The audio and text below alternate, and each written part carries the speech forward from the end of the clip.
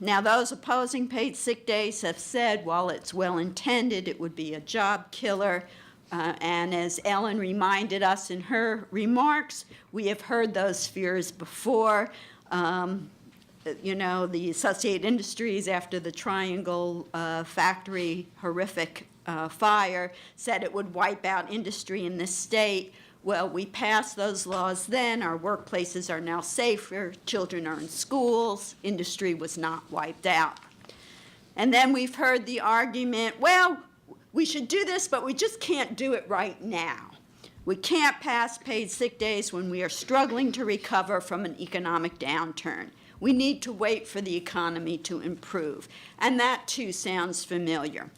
And here's another quote for you. Never in the history of the world has any measure been brought in here so insidiously designed so as to prevent business recovery, to enslave workers, and to prevent any possibility of the employers providing work for the people. That was another New Yorker, Representative John Tabor, Republican of New York, and what was he talking about? He was sounding the alarm against Social Security in 1934.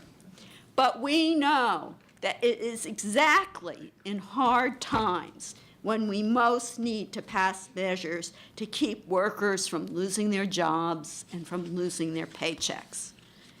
And more recently, we've heard, well, the minimum wage has caused more misery and unemployment than anything since the Great Depression. Who was that? You guys probably know because you're all so smart. That was Ronald Reagan on the campaign trail in 1980. He hadn't read Aaron's paper. These dire predictions were not borne out then, and they will not be borne out now. We have heard the compelling research findings. We've heard what actually happened in San Francisco. It is time to put those arguments to rest. It is time to bring the job killer to justice. It's time to pass paid sick days in New York City. It's time that not only should the high-paid person sitting in the corner office have paid sick days, but so should the immigrant worker cleaning that office at night.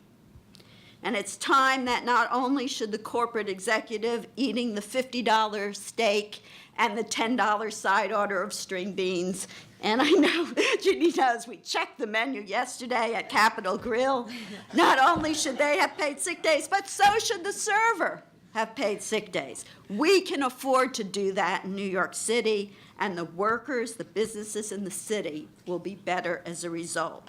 We look forward to continuing this discussion that we started today and moving forward, and I thank you all so much for your participation. Thank you.